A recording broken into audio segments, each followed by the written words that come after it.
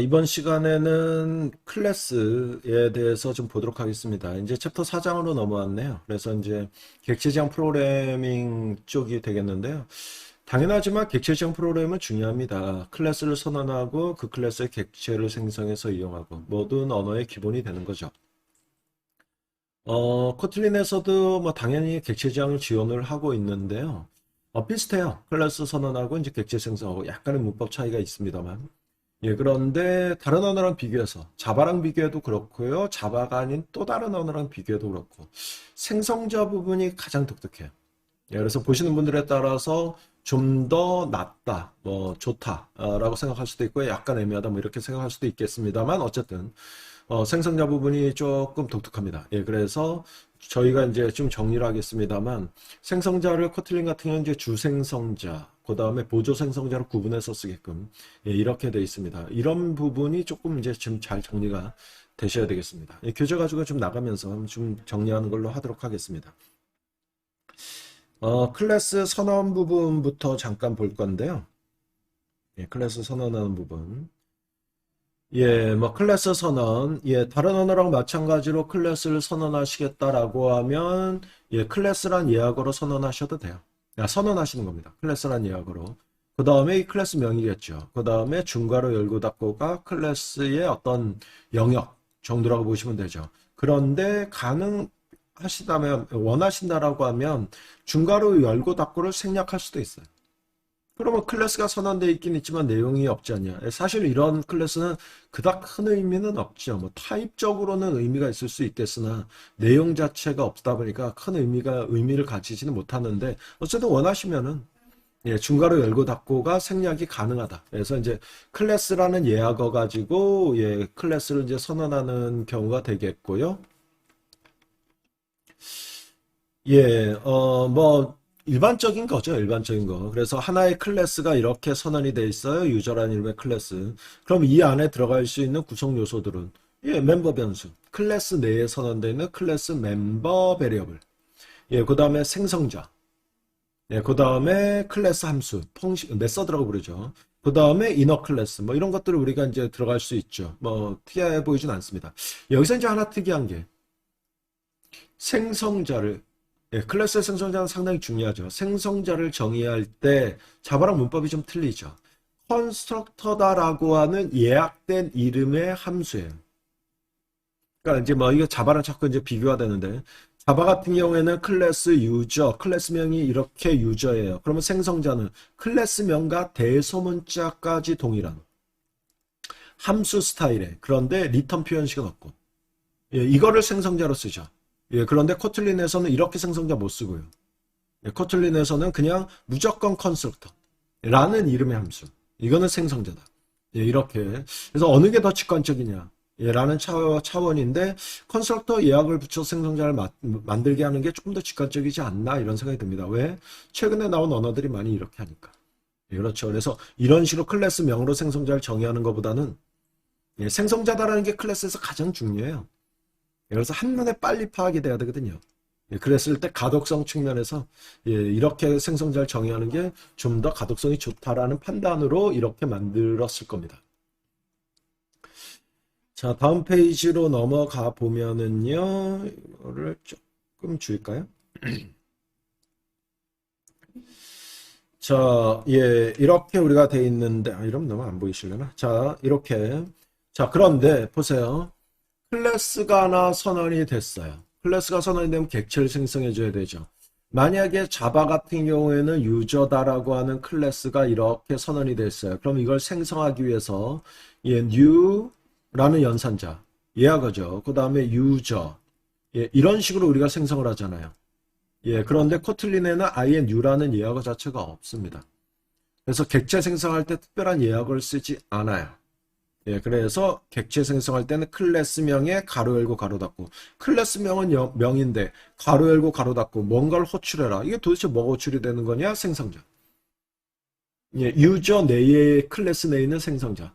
이 클래스 내에서는 생성자를 컨스트럭터라는 이름의 함수로 정의하지만 예, 외부에서 이 클래스 생성할 때는 그냥 클래스명에 가로 열고 가로 닫고 결국 생성자 호출 구문. 생성자 호출 구문이 객체 생성 구문이잖아요.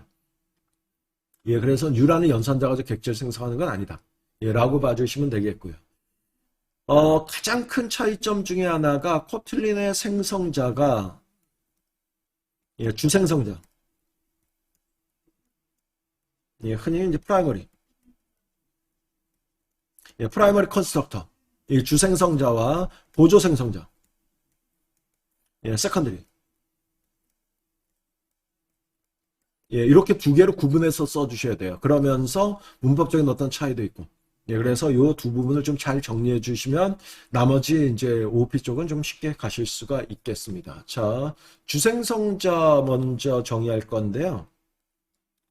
주생성자다라고 하는 건 뭐냐면, 클래스 선언 영역에, 예, 주생성자는 클래스 선언 영역에, 예, 들어갈 수 있는, 그러니까 선언부에 선언하는, 다시 말해서 보세요. 클래스 A다라고 해서 이런 식으로 정의해요. 그러면 요만큼이 클래스 선언 부분이고요. 그 다음에 이 클래스의 바디가 중괄호 열고 중괄호 닫고 부분이죠. 일반적으로 생성자는 클래스 바디 부분에 예, 들어가죠. 예, 일반적으로는 그렇죠. 예, 그런데 클래스 선언 영역에도 생성자가 정의될 수 있다. 클래스 선언 영역에도 이 클래스 선언 영역에 정의되는 생성자를 주생성자라고 부르는 겁니다. 예, 그리고 이제 뒤에 나오겠습니다만 클래스 바디 영역에 선언되어 있는 생성자를 보조 생성자. 예, 이렇게 우리가 불러요. 예, 예, 그러면은 알겠는데 주생성자를 선언해야 되냐, 보조 생성자를 선언해야 되냐, 어떻게 규칙이 뭐냐? 그건 없어요.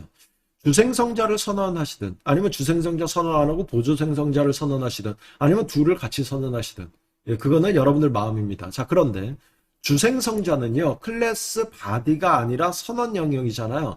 그래서 생략할 수 있긴 한데 선언을 안 할 수도 있긴 한데 만약에 들어가신다면 한 개만 예, 아예 선언을 안 하거나 아니면 한 개만 예, 바디 영역이 아니다 보니까 여러 개가 불가능하죠. 보조생성자 같은 경우는 여러 개 원하는 만큼 바디 영역이다 보니까 이렇게 들어갈 수 있다라는 겁니다. 자, 주생성자 클래스의 바디 영역이 여기에 이렇게 있죠. 예, 그러니까 선언 영역에 컨스트럭터 예약어로 가로 열고 가로 닫고잖아요. 예, 주생성자를 선언한 거예요. 예, 그런데 주생성자는 이렇게 써도 돼요. 컴파일러를 안 나거든요. 주생성자에는 컨스트럭터 예약어 자체를 생략할 수가 있습니다. 그래서 아무도 안 쓰죠. 귀찮으니까. 보조 생성자에서는 컨스트럭터 예약어가 생략이 안 돼요. 근데 주생성자는 어차피 하나밖에 안 들어가니까. 예, 그리고 생성자만 거기에 선언할 수 있어서. 그래서 아예 생략하고 이렇게 쓸 수 있어요. 예, 이렇게 되면은 주생성자, 매개 변수 없는 주생성자가 하나 선언이 된 거예요. 그런데 이렇게 쓸 거잖아요. 그러면 아예 선언하지 마세요. 예, 이렇게만 만들어 놓으면 이거 보세요. 바디 영역에 지금 보조 생성자가 아예 없어요. 예, 그리고 개발자가 지금 주생성자를 쓰지도 않았어요. 그럼 이 클래스에는 개발자가 명시한 생성자가 없어요. 이렇게 되면 컴파일러가 디폴트 예, 주생성자 예, 삽입시키죠. 클래스가 생성자가 없다는 건 말이 안 됩니다. 왜? 클래스는 객체 생성하기 위해서 사용이 되는 거고 객체 생성 시에 생성자 무조건 이용이 돼야 돼서 예, 그래서 만약에 개발자가 명시적으로 생성자를 정의하지 않았다라고 하면 컴파일러가 강제로 추가하죠.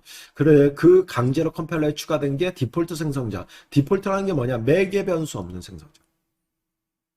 예, 그런데 이제 코틀린은 주생성자, 보조생성자를 구분되니까 예, 컴파일러가 자동으로 추가하는 건 주생성자. 예, 그래서 실제 개발자가 이런 식으로 정의해 놓으면 주생성자, 보조생성자 아무것도 선언을 안 했다. 그럼 위에로 선언한 거랑 똑같아요. 그래서 컴파일러에 의해서 기본으로 추가되는 게 그냥 가로 열고 가로 닫고. 예, 이런 식으로 데이터. 그래서 주생성자만 있는 거다. 그럼 강사님, 만약에 보조생성자를 개발자가 만약에 추가했다. 그러면 컴파일러가 당연하지만 디폴트 생성자 추가 안 시켜주죠. 예, 왜? 개발자의 생성자가 있는데 왜 추가를 시켜줍니까? 아무것도 선언을 안 한 경우에만. 예, 그렇습니다. 그래서 주생성자는 예, 클래스 선언 부분에 들어가는 생성자다라고 보시면 되겠고요. 자, 주생성자의 매개 변수 부분. 이것도 어쨌든 여기 컨스트럭터 예약어가 생략된 일종의 함수죠. 예, 그러다 보니까 매개 변수 얼마든지 가질 수 있고요.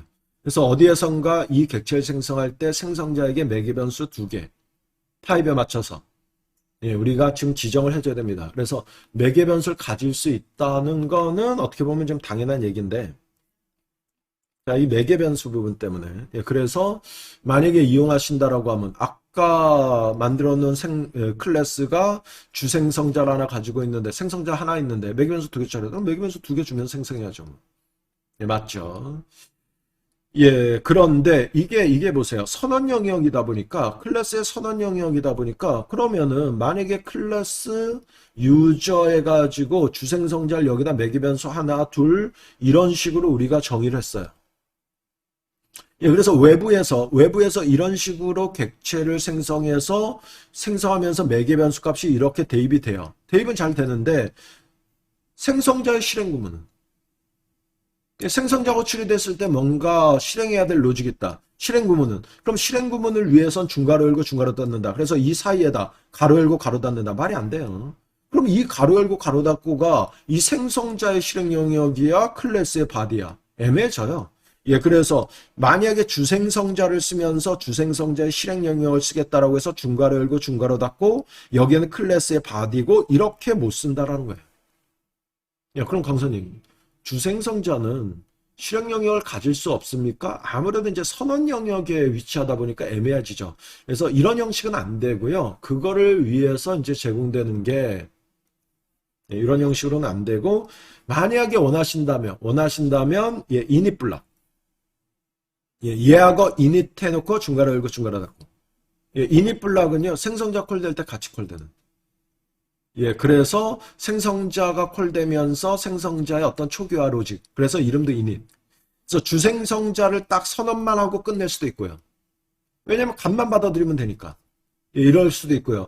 그 다음에 객체 생성 시에 주생성자의 값을 받아들인 다음에 매개변수로 값을 받아들인 다음에 실행의 로직이 있다. 그러면 이닛 블락 여기다 선언해 놓으시면요. 외부에서 객체를 딱 생성할 때 생성자 콜 되겠죠. 예, 그러면서 이닛 블락도 같이 실행됩니다. 예, 그럴 때 이닛 블락을 써주시면 돼요. 예, 그렇습니다. 그럼 강사님 여기서 이제 아직 안 나왔는데 보조 생성자를 선언해 놓고 보조 생성자로 객체 생성을 했다. 그때도 이닛 블락이 있다. 실행되냐? 실행되긴 해요. 근데 의미가 없죠. 보조 생성자 같은 경우는 왜? 보조 생성자는 클래스 바디다 보니까 예, 뒤에 나오겠습니다만 컨스트럭터 이런 식으로 하고 자체 실행 영역을 붙일 수 있거든요. 예, 그러니까 보조 생성자를 이용하면서 이닛 블락을 쓴다? 이건 뭐 애매해지는. 컴파일러도 발생하지 않고 실행은 잘 되긴 하나. 그래서 주로 이닛 블락이 쓰는 건 이제 주생성자의 실행 영역이 필요할 때 예, 써주는 거다라고 정리해 주시면 되겠습니다. 자, 다음 페이지로 좀 넘어가 봐요. 예, 그런데 이거 보세요. 이게 이제 어떻게 보면은 참 도움이 되는 건데, 자, 여기에 주생성자가 선언이 돼 있고 매개 변수가 네임과 카운트 두 개가 있어요. 그러면 이제 뭐 객체 생성 때 값 대입된 게 있죠. 이 주생성자의 매개 변수를 어느 영역에서까지 쓸 수 있냐? 자, 일단 이닛 블락에서 이렇게 썼을 때 에러가 안 나겠냐? 주생성자의 매개 변수를 쓴 거예요. 에러 안 납니다. 왜 에러 안 나냐? 어차피 이닛 블락이 생성자 실행 구문이잖아요. 그러면 생성자 매개 변수 써야 되잖아요. 그래서 사용할 수 있어요. 그럼 함수 내에서 쓸 수 있냐? 불가합니다. 왜 불가하냐? 생성자의 매개 변수예요. 어떤 개념입니까? 이 생성자의 로컬 베리어블 개념이에요.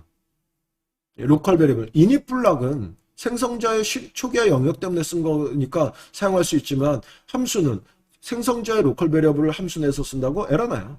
예, 그래서 생성자의 매개 변수는 다른 함수에서 사용할 수가 없어요. 예, 그런데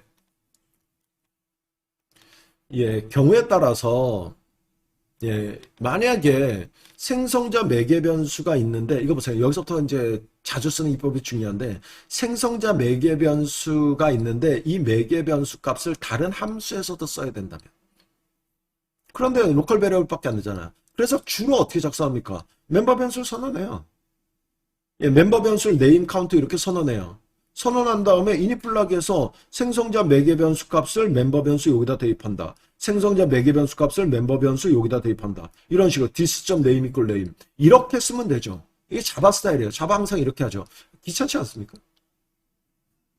예, 이것 때문에 뭐 변수 선언하고 this.name equal name, this.count equal count 귀찮다는 거예요. 예, 그래서 생성자의 매개 변수를 바로 클래스의 멤버 베리어블로 만들 수 있는 방법이 있어요. 자, 그 방법이 워낙 많이 쓰이는데 보세요. 어떻게 쓰이는 거냐면 여기네요. 예, 여기네요. 이거 보세요. 생성자를 선언할 때요. 생성자를 선언할 때 매개 변수가 두 개죠. 두 개예요. 자, 앞에다 var 혹은 var을 붙이면은 곧 멤버 베리어블이에요. 네, 곧 멤버 베리어블이에요. 자, 안 붙여도 돼요. 안 붙이면 var을 안 붙이면 이거는 생성자 내부에서만 쓸 수 있는 로컬 베리어블. 예, 그런데 이 생성자의 매개 변수 값을 다른 어떤 함수나 이런 쪽에서 써야 되겠다. 지금 이게 에러가 안 나거든요. 예, 함수에서 사용할 수 있다는 거죠. 그럼 멤버 변수가 돼야 돼, 클래스. 그러면 var 혹은 var.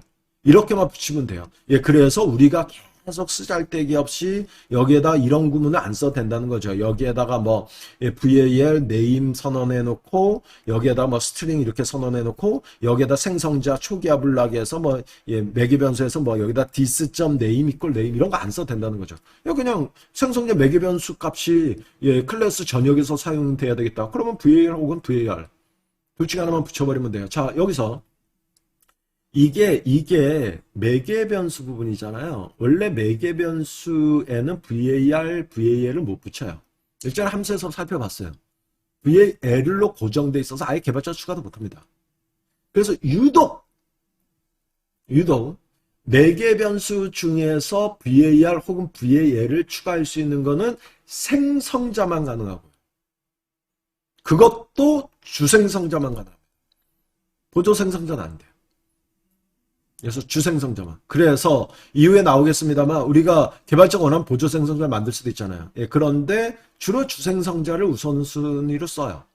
주생성자 쓰고 더 필요한 보조 생성자 만들고. 예, 이런 식으로 편의성이 좀 뛰어나서. 예, 그래서 바로 멤버 베리어블로 만들어 주실 수가 있겠습니다. 예, 그 내용이죠. 예, 그렇죠. 보조 생성자는 다음 시간에 살펴보도록 하고. 여러분 이제 주생성자까지 우리가 좀 봤어요. 좀 간단한 테스트 한번 진행해 볼게요. 자, 보세요. 저희가 실습을 하기 위해서 랩3다라고 하는 모듈을 만들어서 썼잖아요. 예, 그런데 이제 뭐 여기다 계속 써도 되긴 하지만 챕터가 바뀌어서 저는 모듈을 분리시킬게요. 그래서 또 다른 모듈을 만들 겁니다. 뉴 모듈. 예, 당연하지만 그냥 코틀린만 단순 테스트여서 안드로이드 앱을 개발하기 위한 테스트가 아니어서 자바 코틀린 라이브러리라고 할 거고, 그 이름은 랩4라고 주겠습니다. 저는 이렇게 하고 테스트할게요. 그래서 모듈을 하나 만들어요. 자, 만들어졌고요. 뭐 빈 상태 클래스, 마이 클래스라는 파일이 만들어졌으나 이건 안 쓸 거고요. 이번 실습을 위해서 패키지를 하나 만들게요. 그래서 저는 그냥 test1이라는 이름의 패키지, 여기에다가 코틀린 파일을 하나 만들어서 테스트 하겠습니다. 저는 그냥 테스트 컨스트럭터 뭐 이런 정도로 만들어서 테스트 해볼 건데, 일단은 보세요. 그냥 한번 클래스 선언해 보겠습니다. 클래스면 유저. 자, 이렇게 되면요. 이렇게 되면 디폴트 생성자. 이렇게 되면 이렇게 작성한 거랑 똑같고, 컨스트럭터 붙이려면 붙일 수도 있는데 사실 의미가 없죠. 그래서 이제 회색으로 나오긴 하는데, 그래서 이제 이 주생성자가 클래스 선언 부분에 들어가는데 매기면서 한번 써볼게요. 그래서 name, string. 그래서 나를 생성할 때는 이렇게 두 개 매개 변수를 가지고 생성해야 된다. 이 얘기죠. 그러면 뭐 당연하지만 저거 생성하려면 user. 자, user라는 유연산자 안 쓴다라고 했죠. 클래스의 객체를 생성해요. 그리고 매개 변수가 두 개니까 뭐 첫 번째 매개 변수 문자열로, 두 번째 매개 변수 숫자 값으로 이렇게 생성해서 쓰면 되죠. 자, 이렇게 쓰면 돼요. 그러면 객체 생성하면서 준 이 값이 매개 변수에 딱 대입됐겠죠. 그런데 여기에서 펀, 그래서 sum 펀, 얘네 함수가 있어요. 이 함수 내에서 생성자 매개 변수 만약에 쓰고자 했다. 그래서 달러 네임 값, 예, 그 다음에 카운트, 예, 그래서 달러 카운트 값, 예, 다 일어나잖아요. 예, 왜? 여기에 선언되어 있는 변수는 생성자 로컬 베리어블이니까 이런 식으로 사용할 수가 없다고요. 예, 다른 함수에 쓸 수 없다고요. 그래서 우리가 어떻게 들어갔냐? var name, 예, string. 자, 그 다음에 var count int. 강사님 지금 에러 나지 않습니까? 일전에 살펴봤던 거예요. 뭘 살펴봤냐?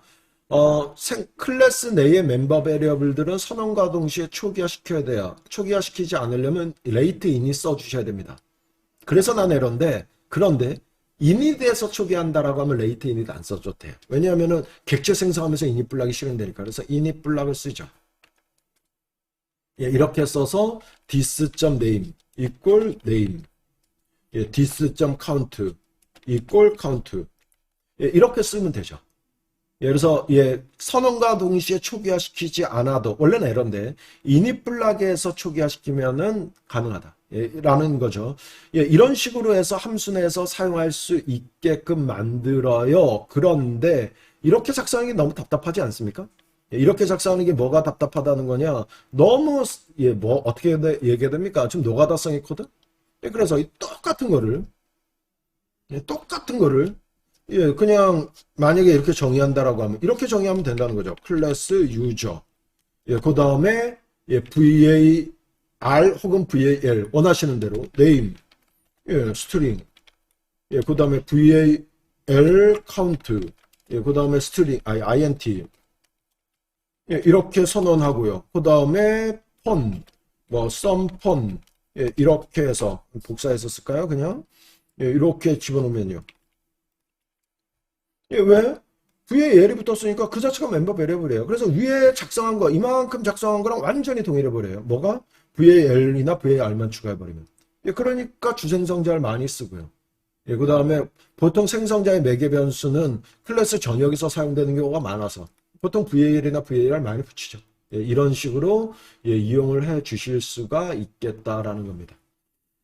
자, 이번 시간은 여기까지 좀 진행을 할게요.